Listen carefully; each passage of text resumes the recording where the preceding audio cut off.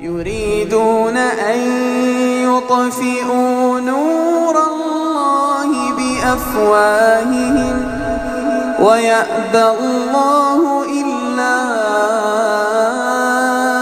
أن يتم نوره ولو كره الكافرون.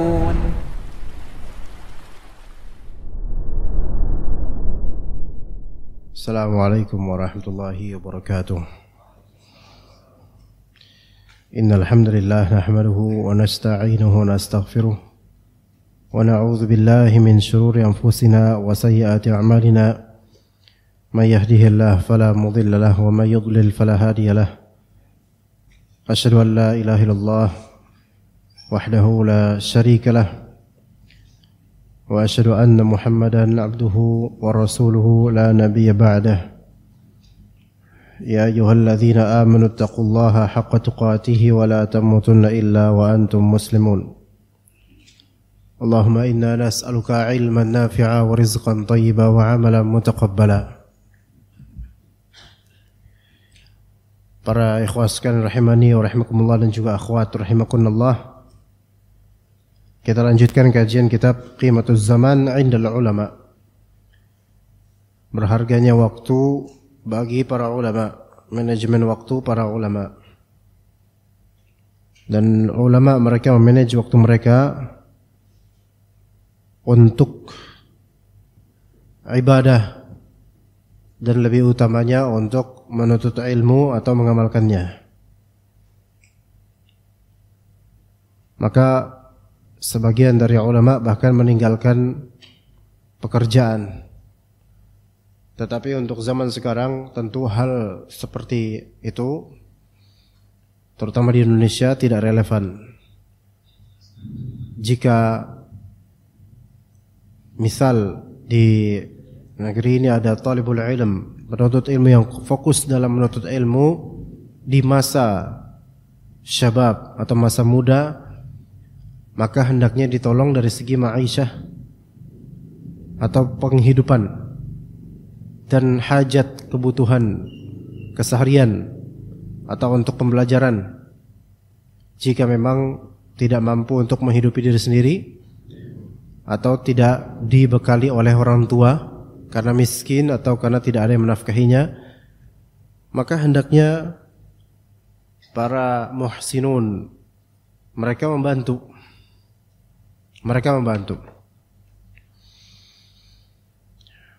Ilmu di masa sekarang sangat masif tersebar dan dibutuhkan oleh seluruh dari insan yang hidup di zaman ketika ilmu ini sudah mudah disebar.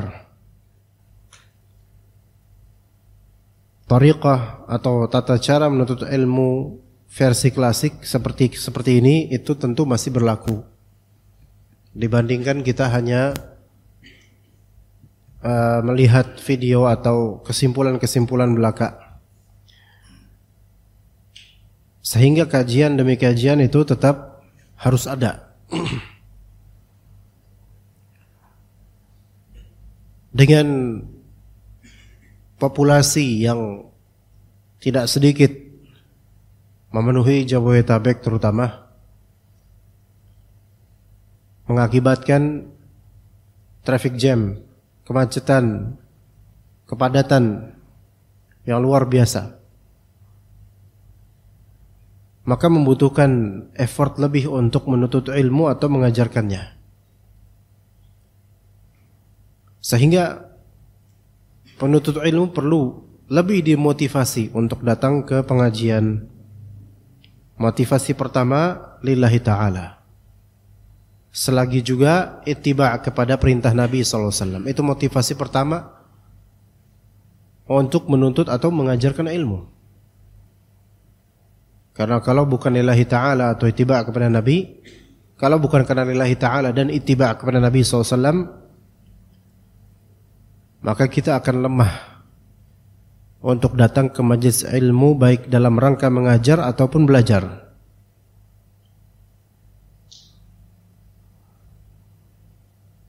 Motivasi-motivasi lainnya tentu bukan motivasi keduniaan,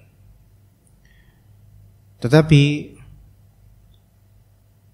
kita tahu bahwa ilmu inilah dengan izin Allah Ta'ala yang menjadi sebab selamatnya hamba dan diselamatkan hamba lainnya dengan pengajaran. Jika seorang suami tidak menuntut ilmu, maka bagaimana dia mendidik istrinya dan anaknya? Jika istri tidak menuntut ilmu, maka bagaimana dia mendidik anaknya dan mengatur rumah suaminya atau kediaman suaminya?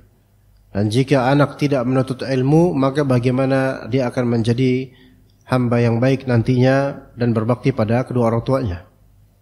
Semua membutuhkan ilmu agar bisa beramal. Maka kita memerlukan pertolongan dari Allah Ta'ala pertama kali, kemudian juga wasilah-wasilah untuk menuntut ilmu. Di antara wasilah untuk menuntut ilmu atau mengajarkannya adalah kafaah, kecukupan keduniaan. Kecukupan keduniaan. Maksudnya kecukupan keduniaan adalah kecukupan dalam membiayai kebutuhan hajat dirinya dan keluarganya. Karena kerap kali yang membuat penghalang atau menjadi penghalang menuntut ilmu adalah belum terpenuhi hajat kesehariannya, sehingga harus ekstra atau lembur dalam bekerja atau mencari nafkah. Itu menjadi penghalang, salah satu penghalang, baik dalam rangka menuntut ilmu atau dalam rangka mengajarkan ilmu. Itu menjadi penghalang banyak orang, walaupun sebenarnya itu tidak bisa menjadi alasan sebenarnya. Tetapi baiklah kita jadikan itu sebagai salah satu faktor orang terhalangi dari majelis ilmu, baik dalam rangka mengajar atau belajar. Maka hendaknya para muhsinun atau orang-orang yang memiliki kelebihan harta membantu ikhwan lainnya, memotivasi mereka untuk menuntut ilmu dengan memberikan yang terbaik atau memberikan yang secukupnya, agar orang-orang susah ini bisa menuntut ilmu. Bahkan dikatakan oleh sebagian dari ahli ilmu, pihak pertama yang perlu lebih dibantu adalah ustadznya atau gurunya. Ya, dengan mencukupkan kebutuhannya. Belakangan Anda melihat ada penyanyi yang Anda sendiri nggak kenal, penyanyi Indonesia muda, ya. Entah lupa juga siapa namanya, tapi ya penyanyi lah pokoknya. Ya nggak diingat juga, alhamdulillah diingat, na'udzubillah ya.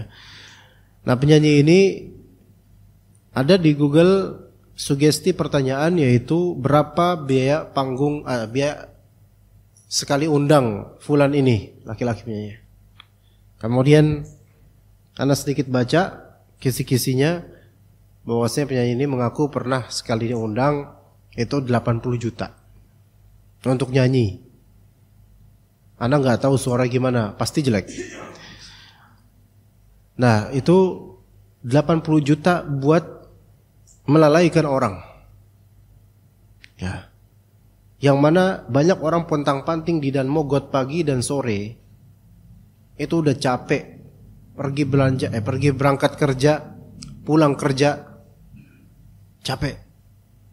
Gaji di bawah UMR banyak, ya. Tapi lihat keberkahannya beda. Tapi maksud Anda dari kisah ini, kisah kecil ini adalah orang infotainment, orang entertainment, orang hiburan itu kadang malah lebih mengapresiasi tokoh yang mereka jadikan idola padahal menyesatkan, dibandingkan kita para penuntut ilmu kepada gurunya. Beneran? Ya.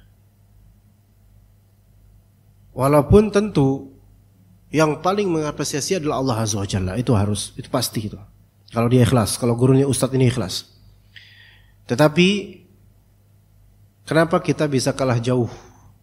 Memang penghargaan itu bukan mesti uang, bahkan bukan mesti uang. Nah, kalau kita melihat ya ikhwah, bahwasanya ilmu ini dan kecakapan tentangnya didapat dengan perjuangan. Antum tidak akan pernah melihat seorang ustadz, kalau level Indonesia ustadz lah namanya, bukan syekh. Seorang ustadz bisa menjabarkan faedah dan ilmu, pasti biiznillah ta'ala sudah menjalani masa-masa belajar yang tidak sedikit dan masa mengajar yang tidak sedikit. Ya, yang memang antum tidak harus menjadi seperti beliau-beliau ini, tetapi sesiapa yang memanjangkan nafasnya untuk ilmu, maka Allah akan berikan buahnya. Namun siapa yang memendekkan nafasnya untuk ilmu, maka jangan berharap buah ataupun akar. Maka kita memerlukan waktu yang lebih panjang untuk menuntut ilmu, di antaranya dengan membaca. Dengan membaca. Membaca adalah perbuatan yang orang Indonesia banyak melakukan sekarang. Membaca secara zat itu tidak dibilang baik, tidak dibilang buruk. Karena membaca ini hanyalah wasilah. Wasilah itu kebaikan atau keburukannya, hukum halal atau haramnya tergantung pada tujuan, bukan tergantung pada zat wasilah. Maka membaca tidak serta-merta benar atau baik begitu saja, kecuali kita tahu apa yang dibaca dan untuk apa dia membaca. Apa yang dia baca dan untuk apa dia baca. Itu harus tahu. Kalau dia nggak tahu apa yang dia baca, atau yang dia baca adalah keburukan, maka jangan tanya buat apa dia baca. Karena dari start aja udah tidak baik. Entah karena tidak tahu apa yang dia baca, atau keburukan yang dia baca. Misalnya dia membaca berita tentang gosip artis. Ini secara zat sudah buruk. Maka apapun tujuannya, itu tidak akan pernah baik. Misal dia membaca komik begitu saja, komik Dragon Ball misalnya, dia baca tuh. Apakah lagi baca apa nak? Lagi baca nak? Iya, alhamdulillah lagi baca. Lagi baca apa nak? Apa? Komik. Bangga nggak orang tuanya dibaca komik? Enggak, karena nggak ada pendidikan di situ. Itu ibarat Pak Haji, anaknya dikabarin, Pak Haji, anaknya main judi Pak Haji. Alhamdulillah min dzalik. Tapi ketika dibilang menang, alhamdulillahirabbil alamin, gimana? Ya. Secara zat itu kan udah buruk. Maka enggak mungkin tujuannya akan baik kalau dari awalnya sudah tidak baik gitu loh. Lah kalau misalnya membaca komik misalnya, tujuannya kan baik, buat apa? Mengisi waktu. Tapi mengisi waktu apa? Ya, maka apa yang dibaca? Kemudian kalau yang dibaca itu manfaat, itu baik, bagus, tetapi belum sempurna ketika kita tidak tahu apa tujuan membaca itu. Ya, antum membaca kitab, bagus, alhamdulillah, faedah iya. Tapi apa tujuan antum membaca? Apakah hanya untuk menghabiskan waktu? Atau ya untuk mengamalkannya? Atau untuk menghafalnya? Atau untuk memahami? Atau memang ada kasus dalam kehidupan antum sehingga antum butuh jawaban? Maka sekali ini kebaikannya, derajatnya itu tergantung pada seberapa tujuannya. Maka membaca ini adalah suatu kepentingan bagi penuntut ilmu, baik dia yang akan berdakwah di skala keluarga ataupun yang lebih besar. Membaca, banyak baca. Tapi baca kebaikan, manfaat dan tujuannya manfaat. Kita akan mengupas bagaimana kisah yang disebutkan oleh Al-Qadhi Iyad dalam kitab Tartib Al-Madarik tentang seorang faqih yang masyhur, yaitu Ibnu Suhnun Al-Qayrawani. Ya. Di sini dikatakan oleh penulis rahimahullah, Ibnu Suhnun alqamathu jariyatuhu al-'asha wa lam yash'ur bihi liishtighalihi bit-ta'lif. Ibnu Suhnun makan asya itu makan malam. Makan malamnya disuapi oleh jariyah. Jariyah itu bisa artinya budak perempuan, bisa artinya anak kecil perempuan, tapi maksudnya di sini adalah budak perempuan. Ya, disuapin oleh budak wanita. Jadi itu boleh. Atau itu boleh ya.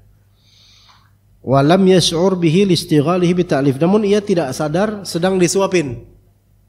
Karena sibuk menyusun kitab. Sibuk menulis kitab, subhanallah. Dekatnya dia dengan penulisan atau kitab. Berkata rahimallahu wa jaa fi tartibil madarik lil Qadhi Iyad. Dalam kitab Tartibul Madarik karya Al-Qadhi Iyad, beliau berkata fi tarjamatil faqihil malikil muhaddisi al-imami Muhammad bin Suhnun al-Qayrawani. Ini tentang biografi seorang ahli fiqih dalam madhab Imam Malik, dan beliau seorang ahli hadis, seorang imam bernama Muhammad bin Suhnun al-Qayrawani, lahir tahun 202 Hijriah, al-mutawaffa sanah 256,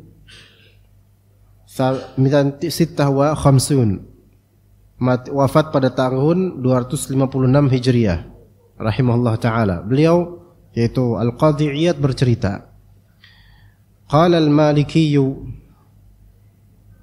Al-Maliki berkata, kanat li Muhammad bin Suhnun surriyah ay jariyatun mamlukah yuqalu laha Ummu Mudam.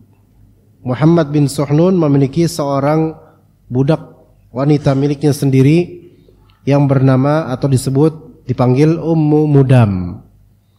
Fakana indaha yauman, suatu hari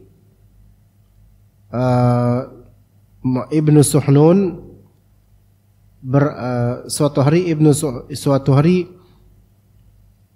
Ibnu Suhnun berada di dekat Ummu Mudam ini. Ya, ini kalau terjemahannya ia bertandang ke rumahnya. Ya, tidak seperti itu. Terjemahannya kurang tepat. Wa qad sughila fi ta'lifi kitabin ila al-lail. Ibnu Suhnun itu sedang sibuk menulis buku sampai malam hari, bukan di malam hari, sampai malam hari. Jadi dari pagi hari atau siang itu nulis kitab sampai malam.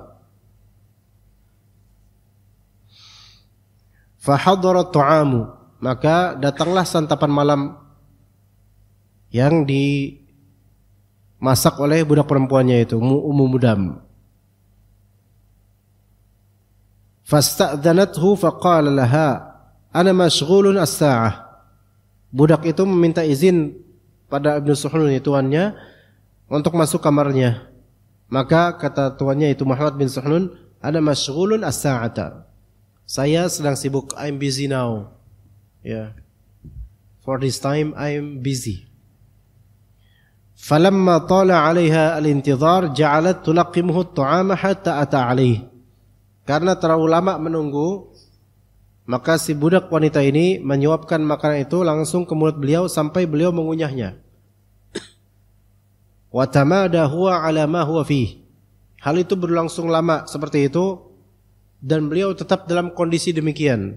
Maksudnya dalam kondisi demikian yaitu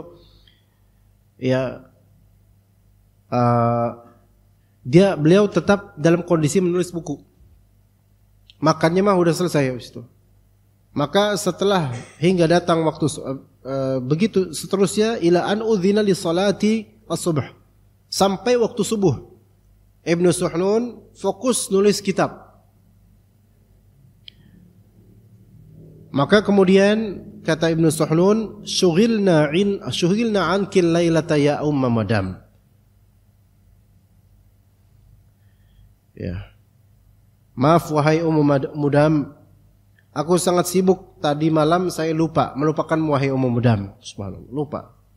Pas subuh, Allahu Akbar ya. Astagfirullah, saya lupa. Ummu Mudam, afwan tadi malam ana lupa sama anti.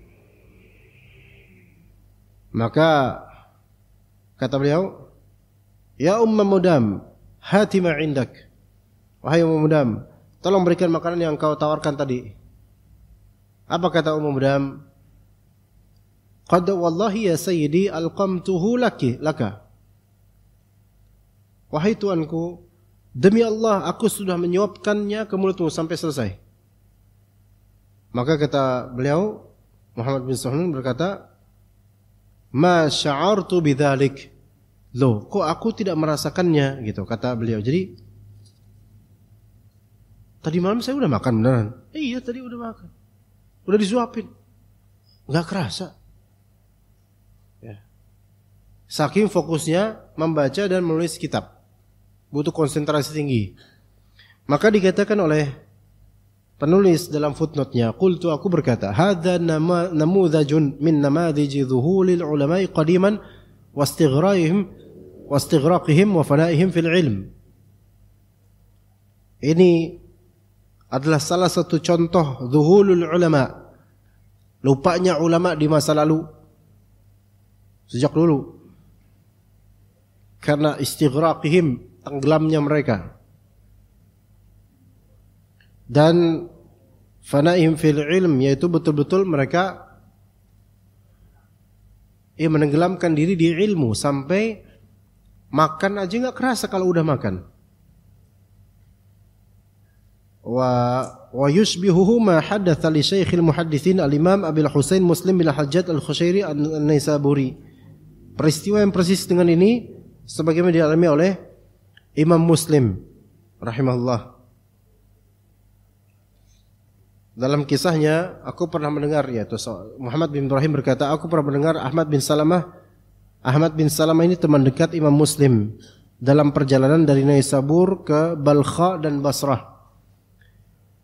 Ahmad bin Salamah bercerita, suatu hari dikatakan di sini, diceritakan, uqida li muslimin majlisul mudzakarah. Suatu hari Imam Muslim mengadakan pengajian mudzakarah, pengajian hadis. Fadzukira lahu hadithun falam ya'rifhu. Tiba-tiba disebutkan suatu hadis kepada Imam Muslim yang ternyata beliau belum tahu hadis tersebut. Fansarafa ila manzilihi wa kana waqtu laila. Maka beliau pun pulang ke rumahnya dan saat itu masih malam hari, sudah malam hari. Wa quddimat lahu sallatun fiha tamr, dan dihidangkanlah untuk beliau sekeranjang kurma. Fakana yatlubul haditha wa ya'khudhu tamratan. Beliau karena disuguhi sekeranjang kurma, maka beliau pun terus membaca, mengkaji hadis dan mengambil kurma itu satu persatu dari satu keranjang itu.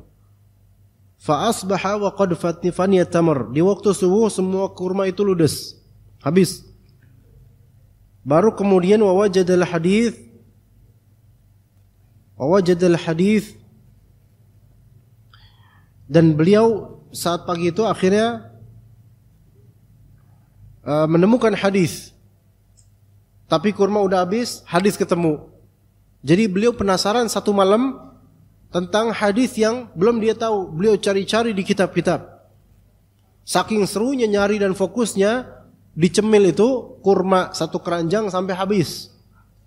Maka sebagian dari perawi mengatakan, fakana dzalika sababa mautihi rahimahullah. Dan ternyata itulah yang menjadi sebab beliau wafat. Karena kebanyakan makan kurma.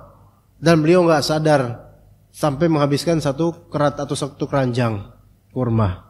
Subhanallah. Saking fokusnya ilmu. Ya semoga Allah Ta'ala rahmati beliau dan tidak menjadikan itu sebagai perbuatan buruk. Tetapi ya begitulah orang yang mencintai sesuatu dan dia akan fokus dengannya. Sekarang kalau misalnya ini bad side ya, buruk, sisi buruk, negatif ini. Seseorang suka dengan movie, yaitu film. Ya, dia kemudian punya aplikasi movie seperti Netflix dan semisalnya. Menghabiskan banyak waktu dengan film-film. Dan film ini ya film, sebagaimana film pada umumnya yang film manapun yang lagaknya pengen memberikan pelajaran atau mengambil ibrah dari film itu nggak ada. Kalau ngambil ibrah itu dari Al-Quran dan Sunnah. Ngapain dari film?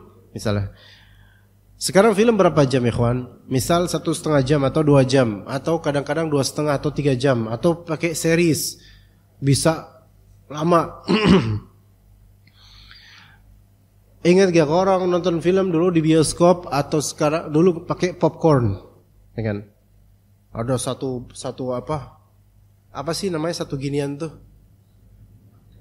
Satu cup gede, beli di kantin bioskop gitu kan? Popcorn, ya, gitu. Makanya nggak kenyang, sebenarnya nggak kenyang pop, maka bisa dicemil. Ya, nonton film Hollywood gitu pakai popcorn. Coba kalau nonton sinetron mungkin pakai kelengkeng mungkin. Atau kacang. Iya ya, nonton film pakai kacang. Atau nonton bola bareng-bareng pakai kacang dan semisalnya. Ya. Nah, orang kok nonton itu kan saking sukanya, serunya, itu enggak sadar kalau udah mau habis, refill lagi gitu kan. Ambil lagi popcorn. Ya. Lah ini kurma. Ya Masya Allah sampai sekeranjang, dan katanya itu yang menjadi sebab wafatnya. Ya itulah seseorang ketika mencintai suatu hal, kadang dia itu enggak ngerasa kalau dia tenggelam di dalamnya dan dia melakukan perbuatan-perbuatan menghabiskan sesuatu yang setelah dia sadar, loh kok udah habis. Seperti itu. Begitu pula kita mungkin menyaksikan atau melihat sesuatu ya habis. Makanya makanan itu kadang enggak kerasa lezatnya ketika antum lebih merasa lezat dengan ilmu ketika antum membacanya. Itu ketika antum mencintai ilmu. Tetapi ketika antum tidak cinta pada ilmu, ya, antum makan atau baca sambil atau makan sambil baca, maka lebih kerasa makannya, dan yang enggak kerasa apa? Ilmunya. Iya.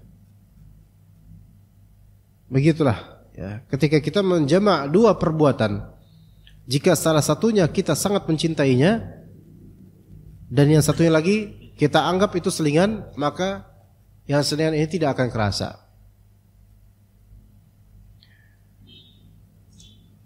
Begitu pula antum punya 2 atau 3 atau 4 istri, antum cinta satu doang, yang lainnya enggak kerasa. Kalau antum enggak ada yang antum mencintai 4-4-nya, antum enggak tahu seberapa menderitanya itu. Punya 4 enggak ada rasanya semua. Ya. Maka coba kita sekarang cinta apa enggak sama ilmu ketika kita baca. Kadang kita enggak betah baca lama, enggak betah. Kenapa? Karena kita enggak suka dengan apa yang kita baca, kurang suka. Tapi giliran kita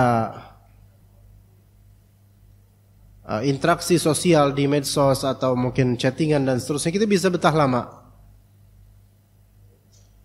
Sesuatu yang antum cintai akan membuat antum betah bersamaan dengannya. Tapi ketika antum tidak mencintainya, maka antum akan mencari pengalihan lain yang membuat antum lebih betah. Kita mudah sekali untuk membatasi seberapa baca Al-Qur'annya kita atau membaca kitab dan lainnya. Kita mudah membatasinya sehingga dengan mudahnya kita berpaling.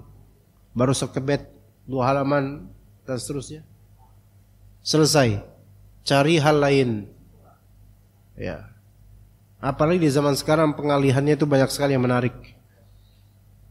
Ya, maka belajarlah di sini untuk terinspirasi oleh para ulama yang mereka betul-betul membetahkan diri. Ya. Ini bisa gini enggak? Anda enggak bisa ngeliat wajah antum, kesian antum. Kebanyakan bendera, nanti ada bendera Rusia sama Ukraina nanti lah. Tapi kemudian berikutnya, kisah berikutnya, ini sebenarnya disingkat oleh penerjemah, ya. Sebenarnya ada cerita lainnya yang disebutkan oleh penulis di kitab aslinya. Namun versi terjemahan ini banyak yang dipotong. Banyak dipotong antara kisah Ibnu Suhnun dengan halaman berikutnya itu. Anak katakan di sini ada 1, 2, 3, ada 4 kisah dari ulama beda. Abu Hatim Ar-Razi dan lainnya. Ada 4 kisah yang di-cut di kitab terjemahan ini. Ya nggak tahu penerjemahnya, mungkin malas terjemah atau gimana, nggak tahu dah. Sekarang kita menuju ke Al-Imam Tha'lab. Al-Imam Tha'lab An-Nahwi yaqra'u kitaban wa huwa mashin ibnu tis'ina sanatan fayataradda fi hufratin fatakuna wafatuh.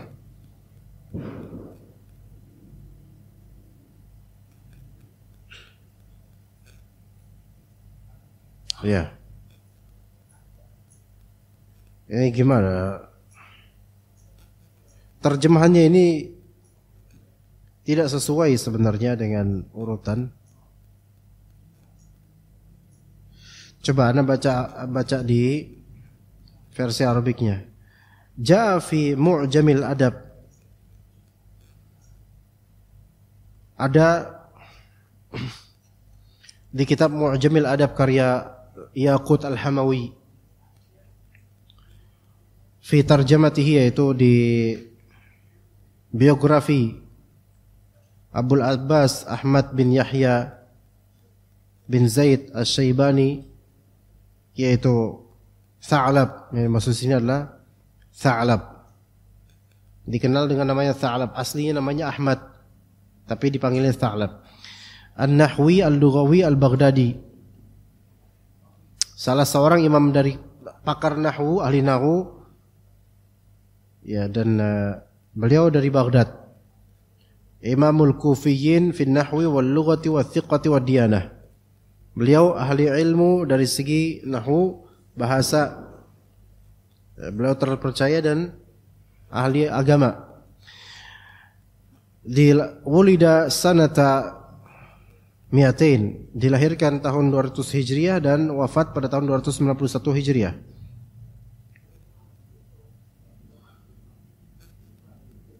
Di sini qala al-Marzubani, berkata al-Marzubani, ini enggak ada di kitab terjemahan. Kana sababu wafati Abil Abbas Tha'laba, bahwasanya sebab matinya, sebab wafatnya Tha'lab, annahu kana fi yaumi Jum'atin, bahwasanya beliau ketika itu di hari Jumat.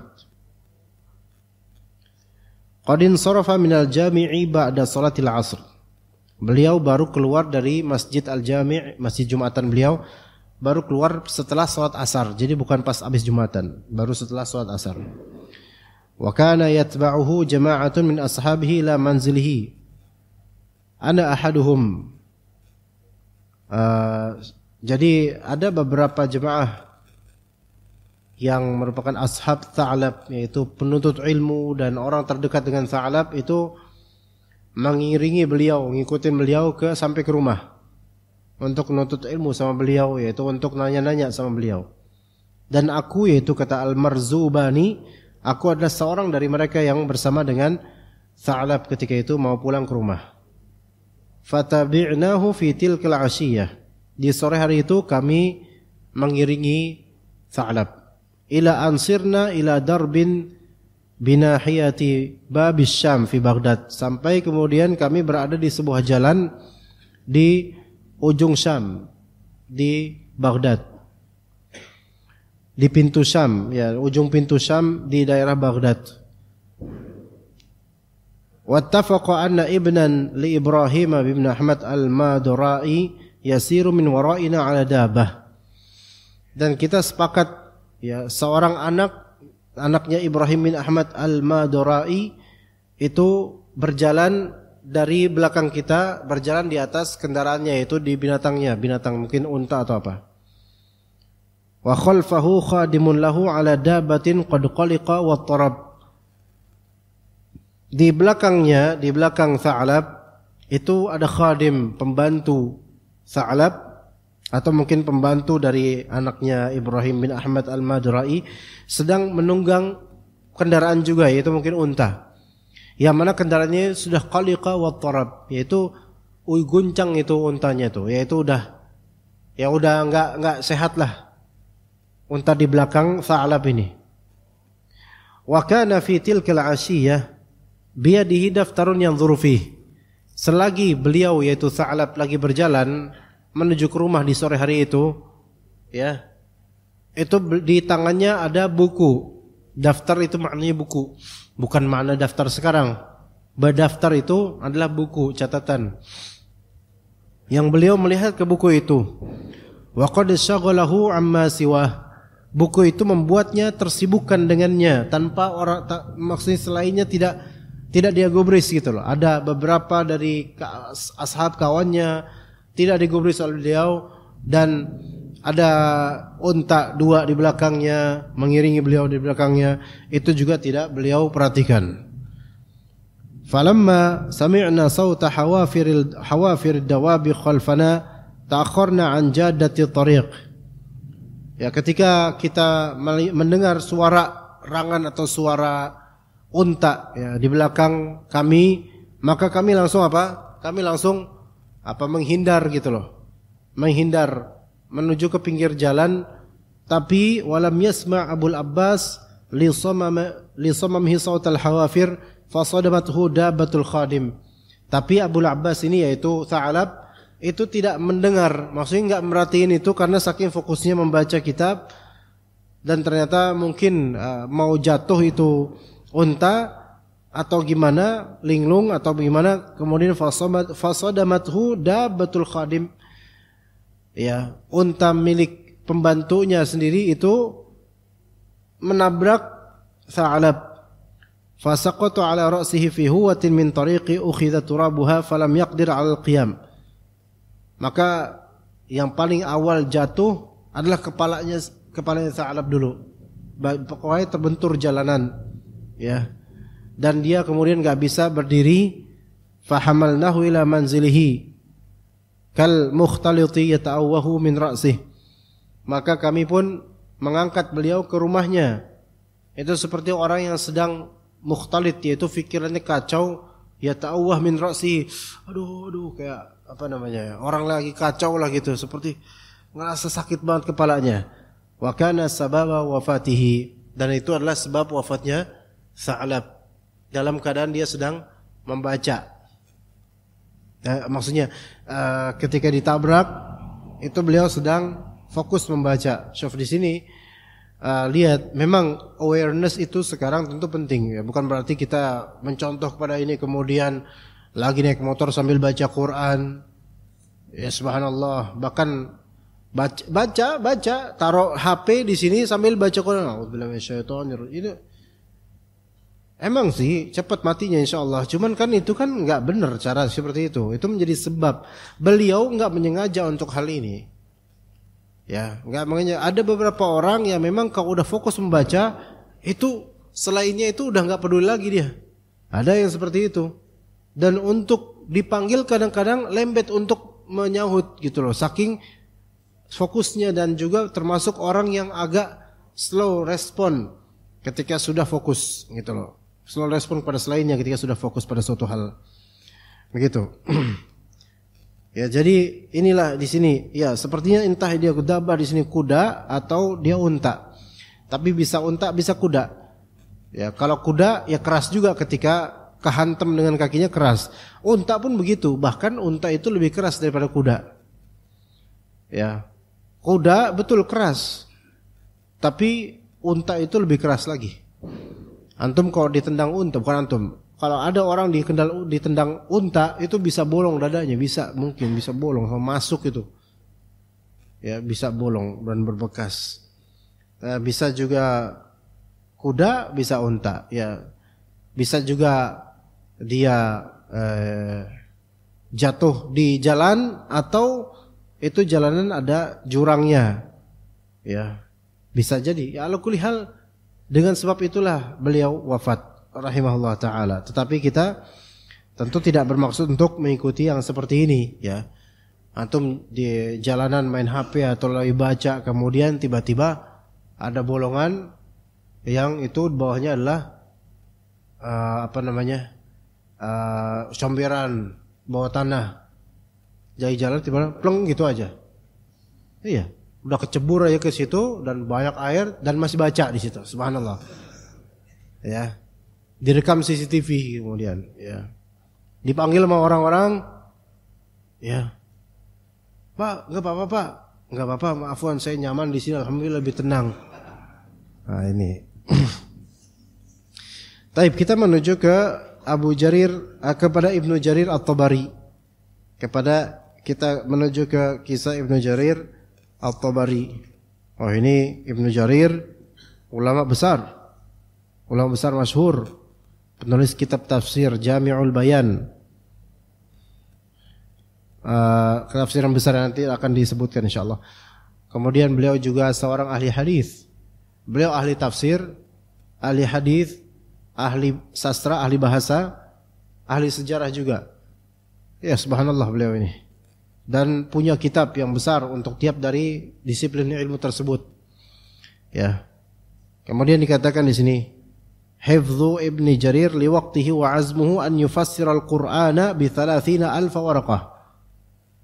Bagaimana Ibnu Jarir sangat menjaga waktunya dan bagaimana tekad dan azam beliau untuk bisa menafsirkan Al-Quran dalam 30.000 lembar. Menafsirkan Al-Quran dalam 30.000 waraqah, 30.000 lembar. Dan Ibnu Jarir At-Tabari rahimahullah, beliau wafat kisaran tahun 310 Hijriah. Azan? Enggak ada alarm di sini? Atau sebentar ya, khalaf. Berarti kita lanjut salat ba'di nanti insyaallah. Baik, insyaallah kita lanjutkan sekian menit insyaallah taala lanjutan dari bagaimana Ibnu Jarir At-Tabari rahimahullah, beliau memiliki tekad yang luar biasa, yaitu menulis kitab. Bukan menulis, tapi mendiktekan kitab yang semoga bisa sampai 30.000 kertas. Dikatakan oleh penulis rahimahullah, wa hadzal imamu Ibnu Jarir At-Tabari syekhul mufassirin wal muhadditsin wal mu'arrikhin. Inilah Imam Ibnu Jarir At-Tabari, guru besar ilmu tafsir, guru besar ilmu hadis, guru besar ilmu sejarah. Yaitu ahli tafsir, mereka berkiblat pada At-Tabari. Ulama ahli hadis juga mereka memperhitungkan At-Tabari sebagai ulama besar ahli hadis. Pakar sejarah mereka juga menjadikan At-Tabari sebagai guru besar mereka. Wal imamul mujtahidul azim, beliau adalah seorang imam ahli ijtihad yang mulia, yang besar. Kana rahimahullah taala ayatun minal ayat. Beliau adalah seorang ayatun minal ayat.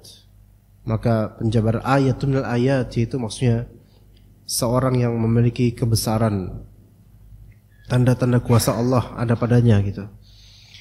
Atau seorang yang menjadi suatu legenda pada waktunya, fi istifadatihi minal waqti wa hifadhihi ala mil'ihi bitta'allumi wat ta'limi wal kitabati wat ta'lif. Beliau adalah salah satu legenda dalam masalah menjaga waktu, dalam masalah mengisi waktu dengan belajar, mengajar, menulis dan menyusun karya ilmiah. Itulah beliau di masa hidupnya, hatta balagat muallafatuhu min al-kathrati ma'al ibda'i wal itqan al-adad al-ujab, hingga hasil karya beliau demikian banyak dengan kandungan yang begitu berkualitas dan hebat dengan jumlah yang luar biasa. Qala al-'allamatu Yaqut al-Hamawi fi kitabih al-Mu'jam al-Udaba, berkata Yaqut al-Hamawi dalam kitab Mu'jam al-Udaba, fi tarjamatil hafilati allati katabaha lil imami Ibnu Jarir At-Tabari. Di situ ada biografi Ibnu Jarir At-Tabari rahimahullah sampai balagat 56 safhah, 56 halaman menjelaskan tentang Ibnu Jarir At-Tabari. Saking panjangnya ya, saking mulianya ulama yang satu ini dan masyhur. Wal Hafizul Khatibul Baghdadi fi Tarikh Baghdad. Ulama lainnya ahli tarikh yaitu Al-Hafiz Al-Khatib Al-Baghdadi, disebut juga dengan Al-Khatib Al-Baghdadi, dalam kitab Tarikh Baghdad, ma aqtifu minhu huna al-jumal taliyata min tarjamati hadzal imam. Dalam kitab Tarikh Al-Baghdad, di mana penulis rahimahullah mengutip sedikit biografi imam yang agung ini dari kitab tersebut. Jadi kisah ini ada di kitab Mu'jam Al-Udaba, ada juga di kitab Tarikh Al-Baghdad. Nah, digabungkan sehingga menjadi begini. Ali bin Abdullah Al-Lughawi As-Simsimi menyampaikan sebuah riwayat dari Al-Qadhi Abu Amr bin Ubaidillah bin Ahmad As-Simsari dan Abul Qasim bin Uqail Al-Warraq, bahwasanya anna Aba Ja'farin At-Tabariyya qala li ashabihi, Abu Ja'far At-Tabari pernah bertanya kepada murid-muridnya, atansyituna li tafsiril Qur'an, apakah kalian bersemangat untuk menulis tafsir Al-Qur'an? Maka murid-murid bertanya, kam yakunu qadru, berapa banyak ukurannya ya Imam At-Tabari? Maka kata beliau, 30,000 waraqah, kisaran 30.000 lembar. Ya. Kalian mau enggak nulisin tafsir? Saya diktein. Berapa lembar ya Syekh? 30.000 lembar. Antum kalau digituin gimana? Mau enggak ketikin buat saya diktekan, kalian ketik. Berapa halaman Syekh? Berapa halaman Ustaz? 30.000 halaman. Oh, bercanda aja Ustaz. Enggak bercanda. Anu benar. Gitu. Ya. Nah, maka apa kata mereka? Kata murid-muridnya, hadza mimma tafnal a'maru qabla tamamih. Ya Syekh, ini belum selesai, belum rampung, kita mati duluan gitu kalau bahasa sekarang. 30.000 lembar belum selesai, kita mati bersama duluan ya Syekh gitu. Ya. Fakhtasarahu fi nahwi 3,000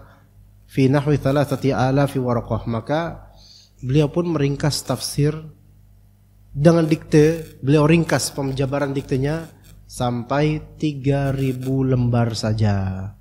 Maka itu yang sekarang menjadi tafsir At-Tabari. Antum melihat ya, tafsir At-Tabari, cari di Google, itu tebal, itu 3.000 lembar kalau di zaman dahulunya. Sekarang bisa lebih. Sekarang ya lebih lah. Orang satu buku aja itu bisa 400-500 halaman kok, gitu kan? Atau 400, ya sekitar itu. Apalagi tafsir At-Tabari itu minimal sekian belas jilid kalau sekarang. Dia ana tafsir At-Tabari sekitar 20 atau 24 jilid, lupa. Ya itu berapa coba? Satu jilid aja itu bisa 300 sampai 500 halaman, beda-beda. Gimana kalau sampai 205 atau 24 jilid? Ya, atau 20 jilid, ya.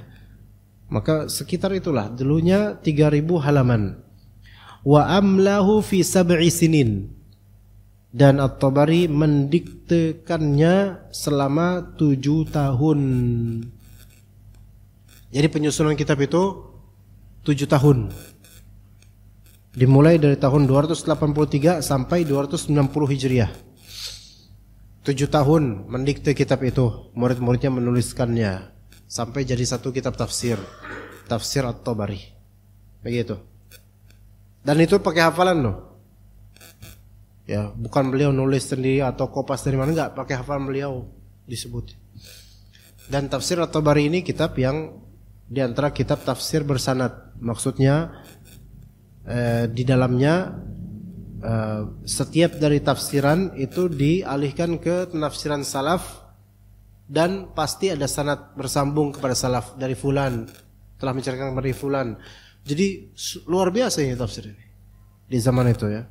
3.000 halaman, dan itu pun karena diringkas oleh beliau, karena murid-muridnya nggak bakal kuat 30.000. Dan kata muridnya, ya Syekh, kita bakal mati duluan Syekh, belum rampung kita mati duluan, nggak habis-habis itu kitab.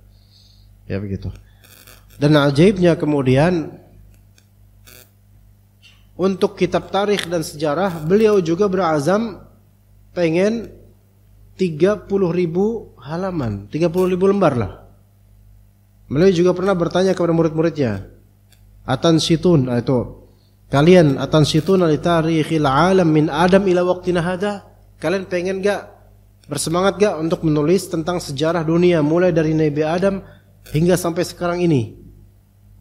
Maka kata murid-muridnya, kam qadruh, berapa ukurannya? Maka mereka balik bertanya 30.000. Maka kemudian Ibnu Jarir menjawab 30.000 lembar juga.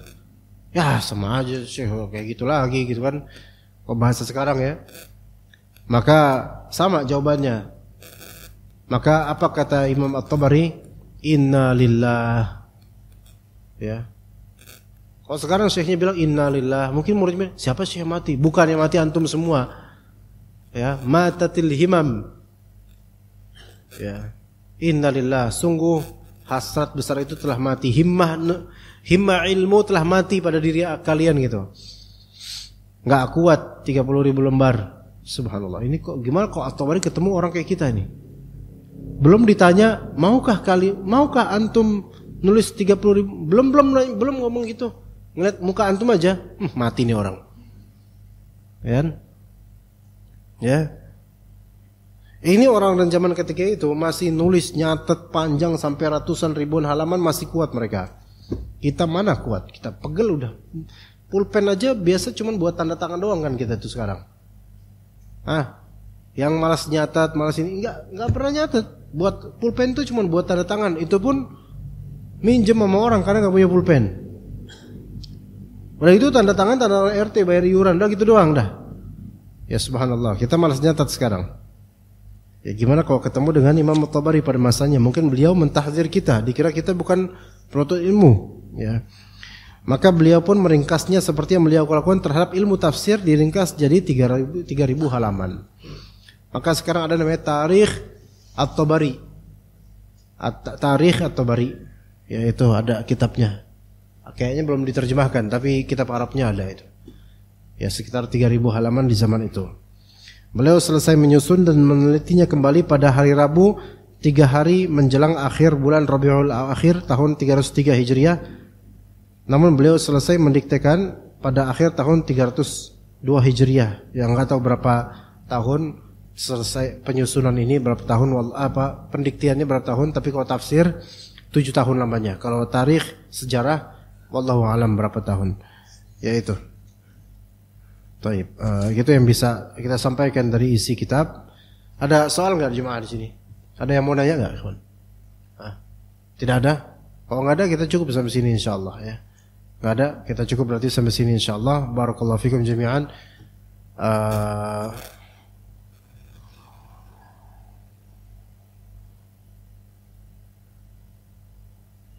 Bulan depan nanti minta reschedule jadwal karena sepertinya tanggal 3 Desember ana masih ada di Saudi Arabia, jadi kita nanti insyaallah ketemu nanti pada waktu mendatang, kita atur lagi insyaallah taala ya. Barakallahu fikum jami'an wa sallallahu ala nabiyyina Muhammad wa ala alihi wa sahbihi ajma'in. Subhanakallahumma rabbana wa bihamdika asyhadu an la ilaha illa anta astaghfiruka wa atubu ilaik. Assalamualaikum warahmatullahi wabarakatuh.